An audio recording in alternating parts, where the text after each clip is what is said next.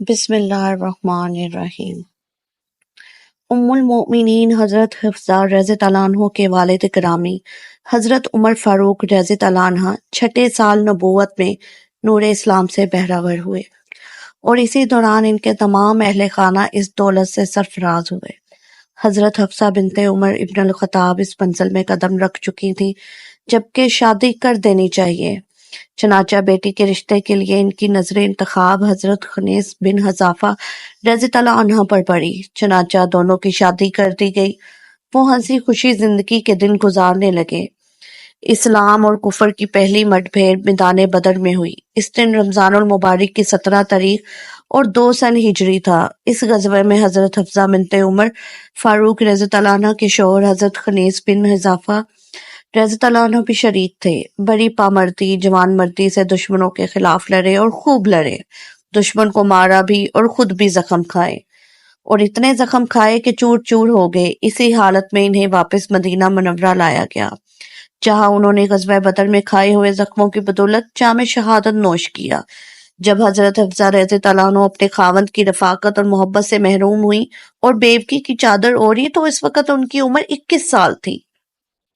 جب عدت کی مدت ختم ہوئی تو لا محالہ اپنی بیٹی کے عقد کی فکر ان کے والد گرامی حضرت عمر فاروق رضی اللہ عنہ کو ستانے لگی۔ تمنا تھی کہ جلد سے جلد اس کا گھر دوبارہ آباد ہو جائے، اور اس وقت تلاش میں تھے کہ کوئی قابل اعتماد رفیق زندگی اس کے لیے مل جائے۔ وہ اسی طنز بزم میں تھے کہ ان کا خیال معاً حضرت عثمان غنی رضی اللہ عنہ کی طرف گیا۔ میرا خیال ہے مجھے عثمان رضی اللہ عنہ سے بات کرنی چاہیے۔ اس خیال کے آتے ہی ان کے دل و دماغ میں اطمینان کی لہر دوڑ گئی، اور پھر وہ حضرت عثمان رضی اللہ عنہ کے گھر کی طرف چل پڑے۔ وہ اس وقت گھر پر ہی تھے، بڑے پرتپاک اور محبت سے حضرت عمر فاروق رضی اللہ عنہ کو ملے۔ ایک غرض تمہارے پاس لے آئی۔ حضرت عمر فاروق رضی اللہ عنہ نے گفتگو کا آغاز کیا۔ کہو۔ حضرت عثمان رضی اللہ عنہ ہمتاً گوش ہو گئے۔ تم جانتے ہو حفصہ رضی اللہ عنہ بیوہ ہو چکی ہے، میں چاہتا ہوں کہ تم اس سے شادی کر لو، مجھے چند دن دو، سوچ کر جواب دوں گا۔ حضرت عثمان غنی رضی اللہ عنہ نے جواب دیا۔ کچھ دنوں کے بعد حضرت عمر فاروق پھر حضرت عثمان غنی سے ملے۔ انہیں یقین تھا کہ عثمان رضی اللہ عنہ مثبت جواب دیں گے۔ کیا سوچا ہے تم نے حفصہ رضی اللہ عنہ کے بارے میں؟ حضرت عمر فاروق رضی اللہ عنہ نے پوچھا۔ فی الحال میرا نکاح کرنے کا ارادہ نہیں ہے، حضرت عثمان غنی رضی اللہ عنہ نے جواب دیا۔ یہ جواب حضرت عمر فاروق رضی اللہ عنہ کی توقع کے خلاف تھا۔ پھر وہ حضرت ابوبکر صدیق کے گھر کی طرف چل پڑے۔ دونوں دوست بڑے پیار اور محبت سے ملے۔ تھوڑی دیر حضور صلی اللہ علیہ وسلم کے ذکر سے سکون حاصل کرتے رہے، اور پھر حضرت ابوبکر صدیق رضی اللہ عنہ نے کہا، عمر رضی اللہ عنہ کس کام سے آئے ہو؟ ہاں، انہوں نے جواب دیا، کہو۔ حضرت ابوبکر صدیق نے اپنی پوری توجہ ان کی جانب مرکوز کر دی۔ تم تو جانتے ہو حفصہ بیوہ ہے۔ بالکل جانتا ہوں، تم اس کو اپنے حوالہ عقد میں لے لو، حضرت عمر فاروق نے کہا، اور غور سے حضرت ابوبکر صدیق رضی اللہ عنہ کا چہرہ دیکھنے لگے، اور کان ان کی آواز سننے کے لیے منتظر تھے کہ کیا جواب دیتے ہیں، مگر انہوں نے اس بات کا کوئی جواب نہ دیا، اور اسی طرح خاموشی میں وقت گزر گیا۔ اور پھر حضرت عمر فاروق رضی اللہ عنہ اٹھ کر چلے گئے۔ انہیں اپنے دوست اور دینی بھائی حضرت ابوبکر صدیق کی خاموشی پر سخت تعجب تھا۔ وہ سوچ بھی نہیں سکتے تھے کہ وہ ایسا رویہ اختیار کریں گے۔ دماغ میں پھر سوچوں کا ہجوم آنے لگا، اور نظروں کے سامنے اور کئی چہرے گھومنے لگے۔ وہ سوچ رہے تھے کہ اب کون ہے جس سے حفصہ کی بات کروں۔ بیٹی کے مستقبل نے انہیں سوچوں کے گہرے پانیوں میں اتار رکھا تھا۔ ایک دن وہ بارگاہ نبی صلی اللہ علیہ وسلم میں حاضر ہوئے اور عرض کی، یا رسول اللہ، میں نے حفصہ سے شادی کے لیے عثمان سے کہا، انہوں نے صاف انکار کر دیا۔ ابوبکر صدیق سے اس ضمن میں بات کی تو انہوں نے چپ سادھ لی۔ اپنی مراد کی وجہ پریشانی معلوم ہوئی تو حضور صلی اللہ علیہ وسلم نے ارشاد فرمایا، فکر نہ کرو، حفصہ کی شادی اس شخص کے ساتھ ہوگی جو حضرت ابوبکر اور حضرت عثمان سے افضل ہے، اور عثمان کی شادی اس خاتون سے ہوگی جو حفصہ سے بہتر ہے۔ اپنے آقا مولا کی بات سن کر حضرت عمر فاروق کو اطمینان قلب ہو گیا۔ پھر حضور صلی اللہ علیہ وسلم نے اپنے غلام جان نثار حضرت عمر فاروق رضی اللہ عنہ سے فرمایا، تم اپنی بیٹی کی شادی میرے ساتھ کر دو، اس سے بڑھ کر اور کیا خوش قسمتی ہو سکتی تھی۔ اور پھر حضرت عمر فاروق رضی اللہ عنہ نے اپنی بیٹی کا نکاح حضور صلی اللہ علیہ وسلم کے ساتھ باوجہ 400 درہم کر دیا، اور وہ حرم نبوی میں داخل ہو کر ام المومنین کے اعزاز سے مشرف ہوئی۔ یہ شادی شعبان 4 ہجری میں ہوئی، اور اس نے حضرت عمر فاروق رضی اللہ عنہ کو حضور صلی اللہ علیہ وسلم کے اور قریب کر دیا۔ ان کا قبیلہ عدی، جس کے پاس سفارت کی ذمہ داریاں تھیں، آپ صلی اللہ علیہ وسلم کے ساتھ رشتہ مساہرت میں منسلک ہو گئی۔ جب حضرت حفصہ رضی اللہ عنہ کی زوجیت سے سرفراز ہوئی تو وہ دو ازدواج مطہرات پہلے سے ہی موجود تھی، ایک حضرت سودا بنت زمعہ رضی اللہ عنہ اور دوسری حضرت عائشہ صدیقہ رضی اللہ عنہ۔ مسجد نبوی سے متصل ہی حضرت حفصہ بن نعمان رضی اللہ عنہ کے مکانات تھے۔ جب رسالت مآب صلی اللہ علیہ وسلم کسی خاتون کو شرف زوجیت سے نوازتے تو وہ اپنا مکان خالی کر دیتے تھے۔ اس طرح انہوں نے یکے بعد دیگرے تمام مکانات اپنے محبوب آقا صلی اللہ علیہ وسلم کی نظر کر دیے تھے۔ ان میں 4 مکان تو کچی اینٹوں کے بنے تھے اور 5 مکان گارے اور کھجور کے شاخوں کے تھے۔ شادی کے بعد حضرت حفصہ رضی اللہ عنہ کو جس مکان میں رکھا گیا وہ مشرقی جانب تھا۔ حضرات شیخین رضی اللہ عنہ کے باہمی قریبی تعلقات کی وجہ سے امہات المومنین حضرت عائشہ صدیقہ رضی اللہ عنہ اور حضرت حفصہ رضی اللہ عنہ آپس میں گہری دوستی تھی اور وہ ایک دوسرے کے بہت قریب تھی۔ ام المومنین حضرت حفصہ رضی اللہ عنہ کے مزاج میں قدرے تیزی تھی، لہٰذا بعض اوقات گھریلو ماحول میں معمولی سی تلخی پیدا ہو جاتی تھی، لیکن اس مبارک گھر میں جلد ہی یہ صورتحال محبت اور شفقت اور ملائمت اور نرمی کی شیرینی میں تبدیل ہو جاتی تھی۔ حضرت عمر فاروق رضی اللہ عنہ فرماتے ہیں، اللہ کی قسم، ہم عہد جاہلیت میں عورتوں کو خاطر میں نہ لاتے تھے اور دبا کر رکھتے تھے۔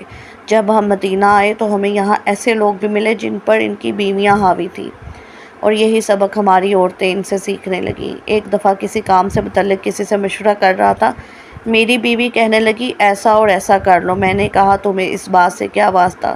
بیوی نے جواب دیا، تعجب ہے کہ آپ اپنے کام میں کسی کی مداخلت کو گوارا نہیں کرتے، حالانکہ آپ کی بیٹی رسول صلی اللہ علیہ وسلم سے تکرار کرتی ہے جو آپ صلی اللہ علیہ وسلم کی رنجیدگی کا باعث بنتی ہے۔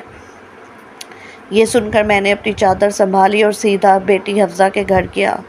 وہ مجھے دیکھ کر خوش ہوئی۔ میں نے پوچھا، بیٹی کیا تم حضور صلی اللہ علیہ وسلم سے تکرار کرتی اور جواب دیتی ہو جو انہیں گراں گزرتی ہے؟ ہاں، بیٹی نے جواب دیا۔ کیا تم اللہ اور اس کے رسول کے غضب سے نہیں ڈرتی ہو جو ایسا کرتی ہو؟ پھر میں نے اس سے کہا، اللہ کے رسول صلی اللہ علیہ وسلم سے کبھی کوئی ایسی بات نہ کرنا جو ان کی طبیعت پر گراں گزرے، اور ان سے کسی چیز کا مطالبہ کرنا، اور نہ ہی تم حضرت عائشہ صدیقہ رضی اللہ عنہ کی ریس کرنا جو رسول صلی اللہ علیہ وسلم کی محبت پر نازا ہیں۔ حضرت عبداللہ بن عباس اور عمر سے روایت ہے کہ نبی کریم صلی اللہ علیہ وسلم نے حضرت حفصہ کو طلاق دی اور پھر رجوع فرما لیا۔ حضرت انس بن مالک سے بھی روایت ہے کہ رسول صلی اللہ علیہ وسلم نے جب حضرت حفصہ کو طلاق دی تو آپ صلی اللہ علیہ وسلم کو رجوع کا حکم ہوا اور اپنے رجوع فرما لیا۔ قیس بن زید سے روایت ہے کہ حضور صلی اللہ علیہ وسلم نے ایک دفعہ حضرت حفصہ کو طلاق کا ارادہ کیا۔ اتفاق سے اس موقع پر حضرت حفصہ کے ماموں کا ان کے گھر آنا ہوا تو وہ بے اختیار رو پڑی اور کہنے لگی، خدا کی قسم یہ مت سمجھنا کہ کسی اقتاحٹ یا بیزاری کی وجہ سے حضور صلی اللہ علیہ وسلم نے مجھے طلاق دی ہے، جیسا کہ ارشاد ربانی ہے، یا ای النبی،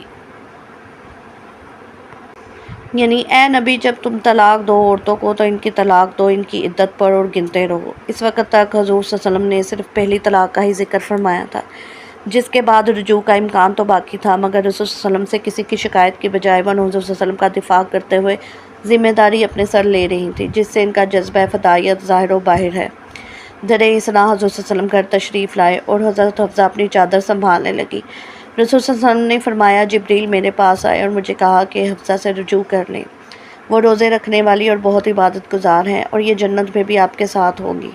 بلا شبہ اللہ تعالیٰ کی طرف سے حضرت حفصہ کے حق میں یہ ایک عظیم الشان گواہی ہے جس سے آپ کے روحانی مقام کا بھی اندازہ ہوتا ہے۔ دوسری روایت میں ذکر ہے کہ حضرت حفصہ کی طلاق کی اطلاع جب حضرت عمر کو پہنچی تو انہوں نے سخت فکر مندی اور گھبراہٹ کے عالم میں اپنے سر میں خاک ڈال کر کہا، جب میری بیٹی رسول صلی اللہ علیہ وسلم کے عقد میں نہیں رہے گی تو اللہ تعالیٰ عمر کی کیا پرواہ کرے گا۔ حضرت عمر کا یہ رد عمل ان کی کمال عاجزی اور انکساری کے ساتھ محبت رسول اللہ کو بھی ظاہر کرتا ہے۔ الغرض، حضرت عمر اپنی تمام تجربات اور حوصلہ مندی کے باوجود بہت فکر مند ہوئے کہ یہ رشتہ نہ رہا تو خدا معلوم کیا بنے گا۔ اللہ تعالیٰ نے ان کی التجا سنی، چنانچہ دوسری روایت کے مطابق حضرت صلی اللہ علیہ وسلم نے اس موقع پر یہ بھی فرمایا کہ اللہ تعالیٰ نے مجھے حفصہ سے رجوع کا حکم دیا اور اس کا ایک سبب حضرت عمر پر اللہ تعالیٰ کی رحمت اور شفقت کا اظہار بھی ہے، چنانچہ آپ نے طلاق سے رجوع کر لیا۔ یہ واقعہ طلاق سطح کی کتب ابو داؤد، انسانی، ابن ماجہ اور دیگر کتاب طبرانی اور ابن سعد وغیرہ میں مذکور ہے، جو جائے اعتراض نہیں، کیونکہ عام حالات میں طلاق کی ناپسندیدگی کے باوجود عندالضرورت یہ ایک جائز اور حلال امر ہے۔ نہ صرف خلاف تعلیم قرآن نہیں بلکہ اخلاق کے لحاظ سے بھی اس میں کوئی برائی نہیں، بلکہ تقویٰ کے لحاظ سے ایسی کارروائی پر عندالعقل بھی کوئی اعتراض نہیں۔ عہد عثمانی میں جب اجمیوں کی ایک کثیر تعداد داخل اسلام ہوئی تو قرآن الحکیم کی کتاب تلفظ و تلاوت میں اختلافات کی صورتیں پیدا ہوئیں، تو خلیفہ سوم امیر المومنین حضرت عثمان غنی ذوالنورین رضی اللہ عنہ نے ام المومنین حضرت حفصہ بنت عمر فاروق رضی اللہ عنہ کے پاس جو نسخہ قرآن تھا، اس کی نقول کرا کر اپنی مہر کے ساتھ اپنی مملکت کے مختلف شہروں میں بھجوا دی، تاکہ ہر جگہ کتابت و قراءت اور اختلافات کی کوئی گنجائش نہ رہے۔ لہٰذا قرآن کی ترتیب و تدوین اور اس کی حفاظت کا سہرا بھی ام المومنین حضرت حفصہ کے سر ہے۔ سن 41 ہجری 59 برس کی عمر میں ام المومنین حضرت حفصہ نے اس دنیا فانی سے کوچ کر دیا۔